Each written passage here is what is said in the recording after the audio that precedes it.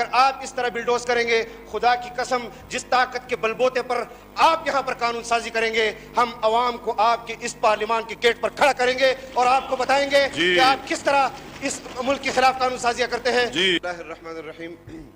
جناب اسپیکر، ابھی وزیر صاحب نے کہا کہ ہم خود پوائنٹ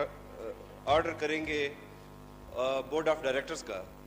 میں صرف ایک بات کرنا چاہتا ہوں، وہ یہ کہ 17 نومبر کو قانون سازی ہوئی،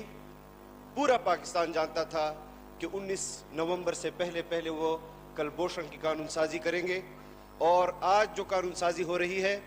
پورا پاکستان جانتا تھا کہ IMF نے آپ کو 13 دسمبر کی ڈیڈ لائن دی ہے، آپ اپنی قانون سازی میں ایک دن آگے نہیں کر سکتے، اور آپ کہتے ہیں کہ ہم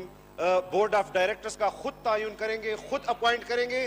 آپ کا وزیر اعظم بھی یہاں پر انسٹالڈ ہے، آپ کے پاس یہ اختیار ہی نہیں ہے کہ آپ پاکستان کے حق پہ قانون سازی کریں، یہ ممکن ہی نہیں ہے۔ ہم نے روز اول سے کہا تھا کہ آپ انسٹالڈ ہیں، آپ پاکستان کے لیے، پاکستان کی خود مختاری، پاکستان کی سیاست، پاکستان کی معاشی تباہی کے لیے انسٹال کیے گئے ہیں۔ آپ نے 3.5 سال وہی کچھ کیا۔ روز اول سے ایک بات میں آپ کو بتا دوں جناب اسپیکر کہ آپ نے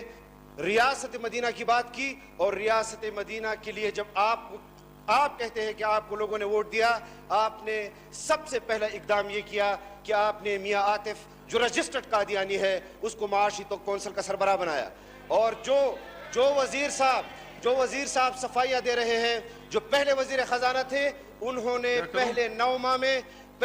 ماہ میں انہوں نے پاکستان کو صرف مرغی دی، 9 ماہ میں آپ کی مرغی انڈا نہیں دے سکی۔ آپ یہاں پر شوکت ترین صاحب کے حوالے سے ہمیں آپ جواب دے رہے ہیں۔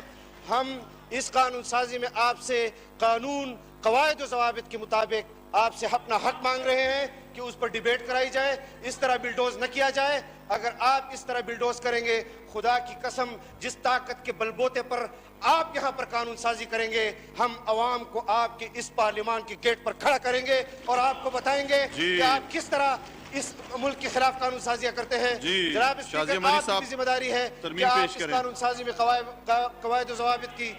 پاس رکھیں اور اس قانون سازی کو آئین کے مطابق ہونے دیں۔ اس طرح کی قانون سازی کو ہم تسلیم نہیں کرتے۔